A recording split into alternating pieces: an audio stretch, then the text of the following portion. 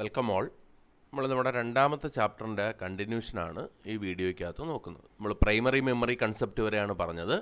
ഇനി നമ്മൾ ഇതിനകത്തുള്ള സെക്കൻഡറി മെമ്മറിയെ അല്ലെങ്കിൽ ഓക്സിലറി മെമ്മറിയെക്കുറിച്ചാണ് നമ്മൾ ഈ വീഡിയോയ്ക്കകത്ത് പറയാൻ പോകുന്നത്. അപ്പോൾ നമ്മളിതിനകത്ത് നോക്കാൻ പോകുന്നത് സെക്കൻഡറി മെമ്മറി അല്ലെങ്കിൽ ഓക്സിലറി മെമ്മറിയെക്കുറിച്ചാണ്. Secondary memory is of permanent nature. നമ്മൾ നേരത്തെ പറഞ്ഞു പ്രൈമറി മെമ്മറി എന്ന് പറയുന്നത് പെർമനൻ്റ് അല്ല. അപ്പോൾ ഈ സെക്കൻഡറി മെമ്മറി എന്ന് പറയുന്നത് പെർമനൻ്റ് ആണ്. എന്ന് പറഞ്ഞാൽ unlike the contents of RAM, the data stored in this device does not vanish when power is turned of.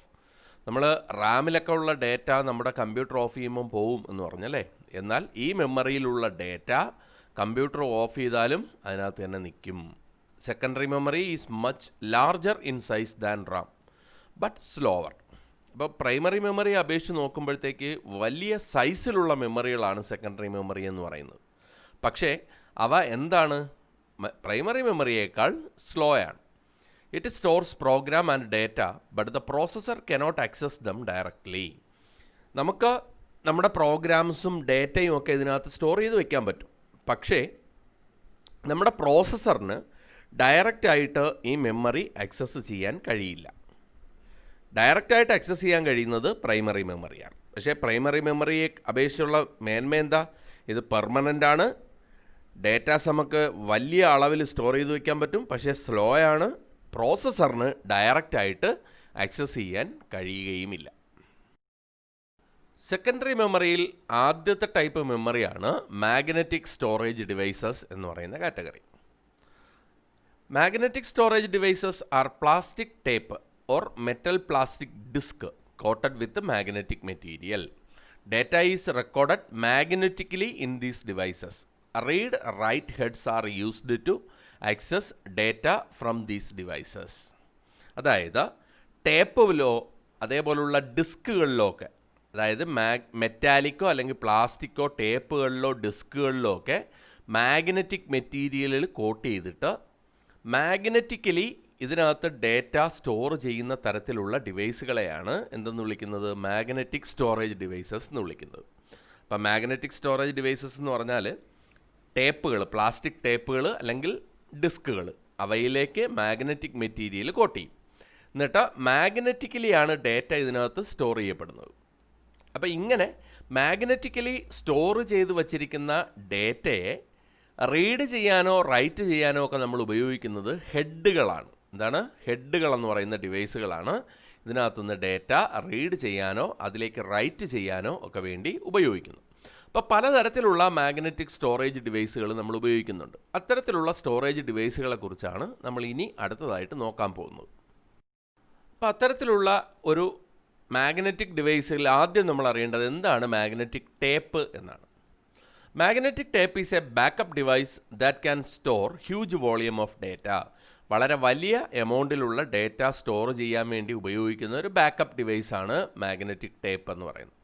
The cost per unit volume of a magnetic tape is less compared to other magnetic storage devices. മറ്റുള്ള magnetic storage ഡിവൈസസുമായിട്ട് compare ചെയ്ത് നോക്കുമ്പോൾ ഇതിൻ്റെ cost വളരെ കുറവാണ്. It is a recording medium consists of a thin tape with a coating of fine magnetic material. നമ്മുടെ കാസറ്റിൻ്റെയൊക്കെ tape പോലത്തെ ഒരു ടേപ്പിൽ മാഗ്നറ്റിക് മെറ്റീരിയൽ കോട്ട് ചെയ്ത് വെച്ചിരിക്കുന്ന ഒരു ഡിവൈസാണ് magnetic tape. It can be used for recording analogue or digital data. Analogue ഡേറ്റയോ digital ഡേറ്റയോ ഇതിനകത്തോട്ട് എന്ത് ചെയ്യാൻ പറ്റും? റെക്കോർഡ് ചെയ്യാൻ വേണ്ടി കഴിയും. Data stored in frames across a width of the tape and read-write head. ഒരു റീഡ്-റൈറ്റ് ഹെഡിൻ്റെ സഹായത്തോടു കൂടി ഈ ടേപ്പിൽ, ആ ടേപ്പിൻ്റെ വീതിയിൽ നമുക്ക് എന്ത് ചെയ്യാൻ പറ്റും? ഡേറ്റ ഫ്രെയിമുകളായിട്ട് സ്റ്റോർ ചെയ്യാൻ പറ്റും. എന്നിട്ട് ഈ ഫ്രെയിമുകളെ ബ്ലോക്കുകളായിട്ട് ഗ്രൂപ്പ് ചെയ്ത് വെച്ചിട്ടുണ്ട്.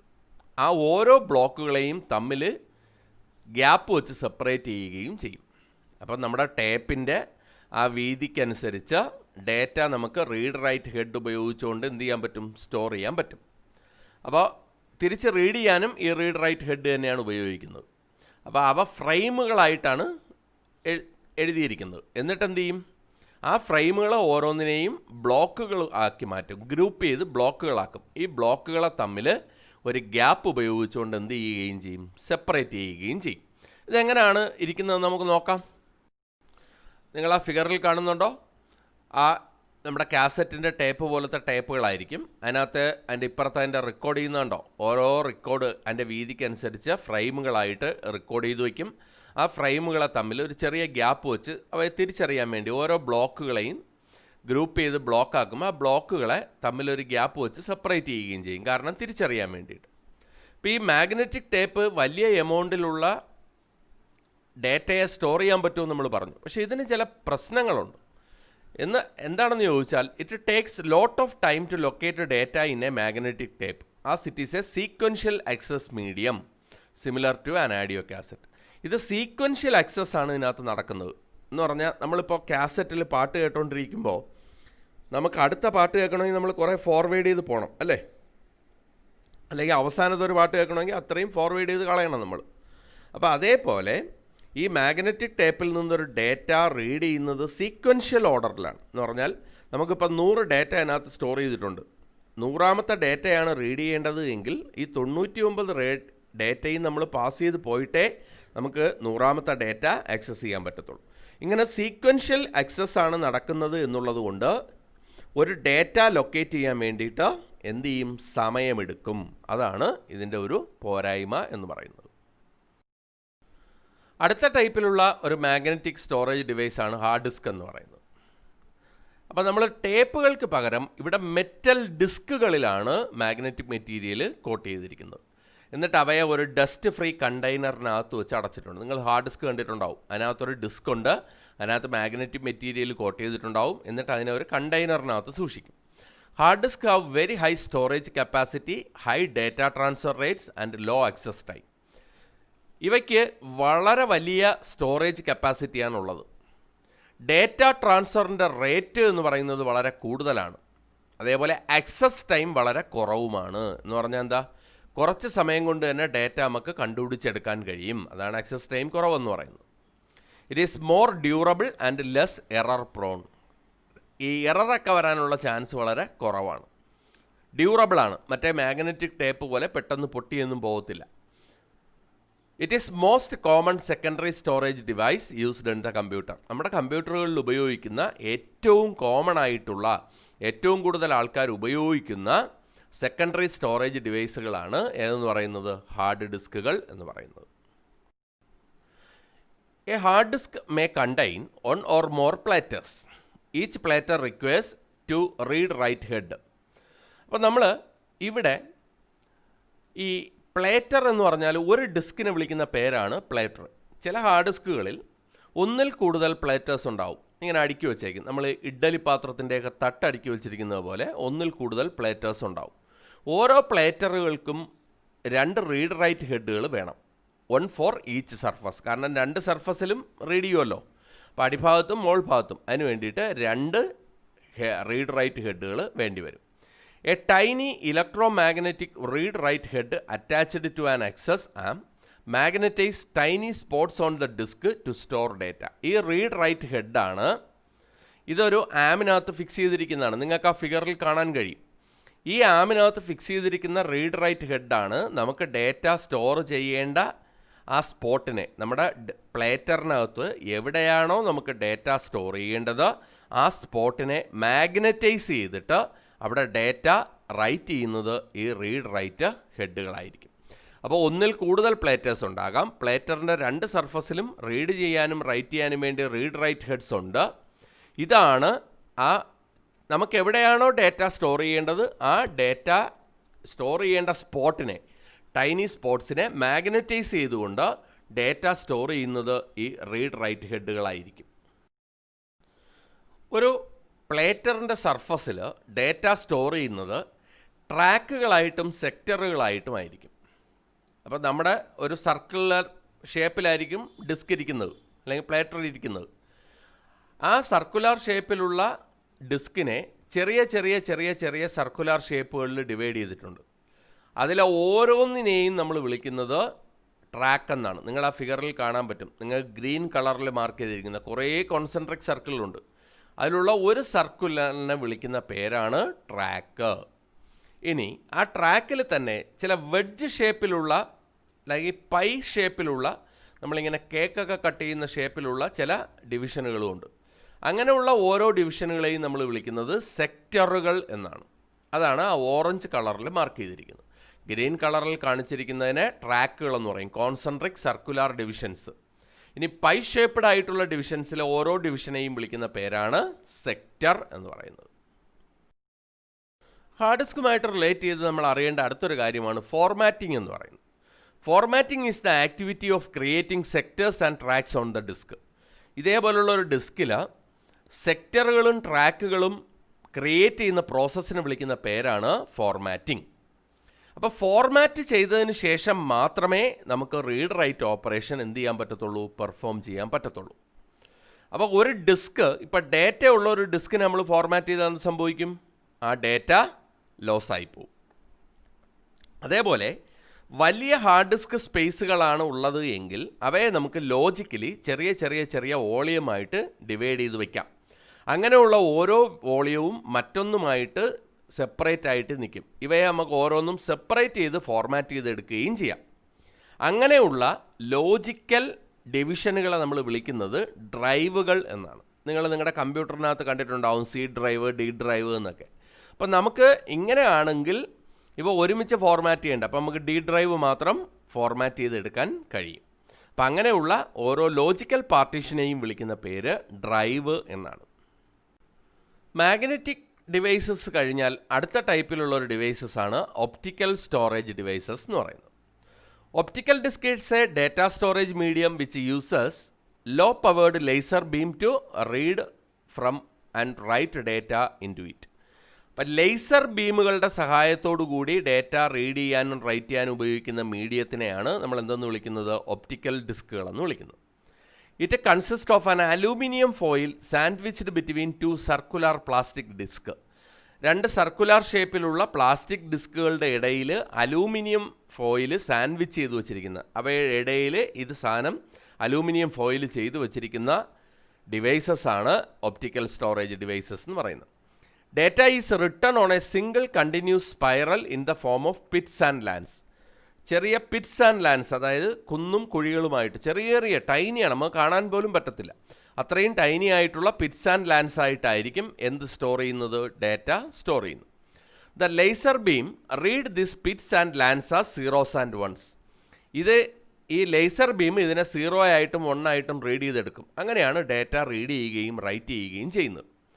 It is very cheap to manufacture optical disk in large quantities and are popular secondary storage medium. ഇപ്പോൾ വളരെ ചീപ്പാണ് ഈ ഡിസ്കുകൾ മാനുഫാക്ചർ ചെയ്യുകയും അത് ഉപയോഗിക്കുകയും ചെയ്യുന്നത്.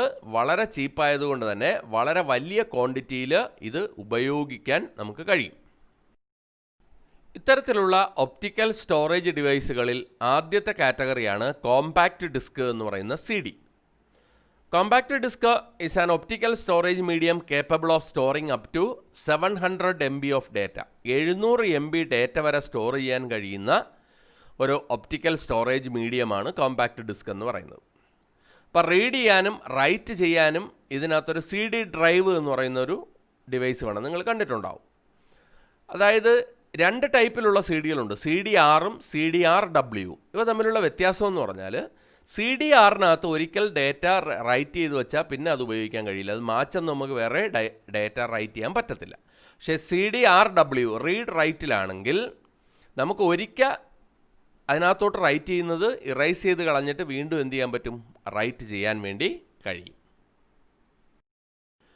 അടുത്ത ടൈപ്പിലുള്ള ഒരു optical storage ഡിവൈസാണ് digital versatile disk എന്ന് പറയുന്ന DVD എന്ന് പറയുന്നതും നമ്മൾ CD പോലെ തന്നെയാണ് വർക്ക് ചെയ്യുന്നത്, പക്ഷേ സ്റ്റോറേജ് കപ്പാസിറ്റി വളരെ കൂടുതലാണ് എന്നേ ഉള്ളൂ. This achieved by using smaller spots to record data. നമ്മൾ CD-യിൽ റെക്കോർഡ് ചെയ്യുന്നതിനേക്കാളും ചെറിയ ചെറിയ സ്പോട്ടുകളായിട്ട് ഡേറ്റ റെക്കോർഡ് ചെയ്തിട്ടാണ് ഇത് വർക്ക് ചെയ്യുന്നത്. അപ്പോൾ recording and reading of data is done using DVD drive. നമ്മൾ നേരത്തെ CD ഡ്രൈവ് എന്ന് പറഞ്ഞ പോലെ ഇവിടെ നമ്മൾ എന്തുപയോഗിക്കണം? DVD ഡ്രൈവ് ഉപയോഗിക്കണം. അപ്പോൾ ഇവിടെ ലേസർ ബീം തന്നെയാണ് ഇതിനു വേണ്ടിയിട്ടും ഉപയോഗിക്കുന്നത്. റെഡ് ലേസർ ബീമാണ് ഇതിനു വേണ്ടി ഉപയോഗിക്കുന്നത്. കപ്പാസിറ്റി ഓഫ് ദ DVD എന്ന് പറയുന്നത് 4.37 GB മുതൽ 15.9 GB വരെ കപ്പാസിറ്റി ഉള്ള DVD-കൾ നമുക്ക് അവൈലബിൾ ആണ്. അപ്പോൾ CD-യേക്കാളും വളരെ വലിയ ഡാറ്റ നമുക്ക് സ്റ്റോർ ചെയ്ത് വയ്ക്കാൻ കഴിയും. അത് ചെറിയ ചെറിയ ഡോട്ടുകളായിട്ട് ഡാറ്റ സ്റ്റോർ ചെയ്യുന്നതുകൊണ്ടാണ് പോസിബിൾ ആകുന്നത്. ഇത് നമുക്ക് പലതരത്തിൽ അവൈലബിൾ ആണ്. ഒന്നാമത്തെ DVD ROM എന്ന് പറയും. ഇത് നമ്മൾ നേരത്തെ CD-ROM-ൻ്റെ കാര്യം പറഞ്ഞ പോലെ തന്നെ റീഡ് ചെയ്യാൻ മാത്രമേ പറ്റത്തുള്ളൂ. ഒരിക്കൽ റൈറ്റ് ചെയ്ത് കഴിഞ്ഞാൽ പിന്നെ അത് റീഡ് ചെയ്യാൻ മാത്രമേ പറ്റത്തുള്ളൂ. DVD RW ആകുമ്പോൾ നമുക്ക് എന്ത് ചെയ്യാൻ പറ്റും? ഇറൈസ് ചെയ്തിട്ട് വീണ്ടും റീറൈറ്റ് ചെയ്യാൻ പറ്റും. ഇനി DVD RAM ഉണ്ട്. ഈ റിപ്പീറ്റഡ് ആയിട്ട് നമുക്കിത് ചെയ്യാൻ കഴിയുന്ന തരത്തിലുള്ള ഡിവൈസുകളാണെങ്കിൽ, റിപ്പീറ്റഡ് ആയിട്ട് സ്റ്റോർ ചെയ്യുകയും ഇറൈസ് ചെയ്യുകയും ചെയ്യാൻ കഴിയുന്ന ഡിവൈസുകളെ നമ്മൾ വിളിക്കുന്നത് DVD RAM എന്നാണ്. നമുക്ക് തന്നെ പെട്ടെന്ന് ഇറൈസ് ചെയ്യുകയും റീറൈറ്റ് ചെയ്യുകയും ചെയ്യാൻ കഴിയുന്ന ഡിവൈസുകളാണ് DVD RAM എന്ന് പറയുന്നത്. അടുത്ത ടൈപ്പിലുള്ള ഒരു ഡിവൈസാണ് ബ്ലൂറേ DVD എന്ന് പറയുന്നത്. ഇതും ഒരു ഒപ്റ്റിക്കൽ ഡിസ്ക് പോലെ തന്നെ CD പോലെ തന്നെ വർക്ക് ചെയ്യുന്നതാണ്. പക്ഷേ ഹൈ ഡെഫിനിഷൻ വീഡിയോയൊക്കെ സ്റ്റോർ ചെയ്യാൻ വേണ്ടി ഉപയോഗിക്കുന്ന വലിയ എമൗണ്ടിൽ ഡാറ്റ സ്റ്റോർ ചെയ്യാൻ പറ്റുന്നൊരു ഒപ്റ്റിക്കൽ സ്റ്റോറേജ് ഡിവൈസാണ് ബ്ലൂറേ DVD എന്ന് പറയുന്നത്. ഇത് ഒറ്റ പ്രത്യേകതയേ ഉള്ളൂ. നമ്മൾ CD-യും DVD-യും റെഡ് ലേസർ ബീമുകൾ ഉപയോഗിക്കുന്ന സമയത്ത് ഇവിടെ ഉപയോഗിക്കുന്നത് ബ്ലൂ വയലറ്റ് ലേസറുകളാണ്. അതുകൊണ്ട് കൂടുതൽ ക്വാളിറ്റിയിൽ നമുക്ക് എന്ത് ചെയ്യാൻ പറ്റും? ഡാറ്റ സ്റ്റോർ ചെയ്യാൻ പറ്റും. അപ്പോൾ വ്യത്യാസം ഓർത്തിരിക്കുക. CD-യും DVD-യും റെഡ് ലേസർ ബീമുകൾ ഉപയോഗിക്കുന്ന സമയത്ത് ബ്ലൂറേ DVD എന്ന് പറയുന്നത് എന്തുപയോഗിക്കും? ബ്ലൂ വയലറ്റ് ലേസർ ഉപയോഗിക്കും. അടുത്ത ടൈപ്പിലുള്ള ഒരു സെക്കൻഡറി സ്റ്റോറേജ് ഡിവൈസസ് ആണ് സെമി കണ്ടക്ടർ സ്റ്റോറേജ് അല്ലെങ്കിൽ ഫ്ലാഷ് മെമ്മറി എന്ന് പറയുന്നത്. Flash drives use EEPROM chips for data storage. നമ്മൾ നേരത്തെ തന്നെ പഠിച്ചിട്ടുണ്ട് EEPROM എന്ന് പറയുന്നത് electrically erasable programmable read only memory. അത്തരത്തിലുള്ള ചിപ്പുകളാണ് ഡാറ്റ സ്റ്റോറേജിന് വേണ്ടി ഉപയോഗിക്കുന്നത്. ഏതിനകത്ത്? ഫ്ലാഷ് ഡ്രൈവിനകത്ത്. They do not contain any moving part. അവയ്ക്കകത്ത് മൂവിങ് പാർട്ടൊന്നുമില്ല, ഒരു ചിപ്പ് മാത്രമേ ഉള്ളൂ. അതുകൊണ്ട് തന്നെ ദേ ആർ ഷോക്ക് പ്രൂഫ് ആയിരിക്കും. ഫ്ലാഷ് മെമ്മറി ഈസ് ഫാസ്റ്റർ, വളരെ ഫാസ്റ്റായിട്ട് വർക്ക് ചെയ്യുന്നതായിരിക്കും. And durable when compared to other types of secondary memory. ബാക്കിയുള്ള സെക്കൻഡറി മെമ്മറികളെ അപേക്ഷിച്ച് നോക്കുമ്പോൾ വളരെ ഡ്യൂറബിൾ ആയിട്ടുള്ള, വളരെ ഫാസ്റ്റായിട്ട് വർക്ക് ചെയ്യുന്ന, കാരണം ഒരു ചിപ്പാണ്. ആ ചിപ്പിൽ നിന്നും ഡാറ്റ പെട്ടെന്ന് നമുക്ക് റീഡ് ചെയ്യാൻ കഴിയും. Electrically erasable programmable read only memory ടൈപ്പിലുള്ള ചിപ്പുകളാണ് ഫ്ലാഷ് ഡ്രൈവുകൾക്കകത്ത് ഉപയോഗിക്കുന്നത്. അപ്പോൾ അത്തരത്തിലുള്ള ഈ ഡിവൈസുകളിൽ, സെമി കണ്ടക്ടർ ഫ്ലാഷ് ഡിവൈസുകളിൽ ആദ്യത്തെ ടൈപ്പ് ഡിവൈസാണ് USB ഫ്ലാഷ് ഡ്രൈവ് എന്ന് പറയുന്നത്. നിങ്ങൾ കണ്ടിട്ടുണ്ടാവും.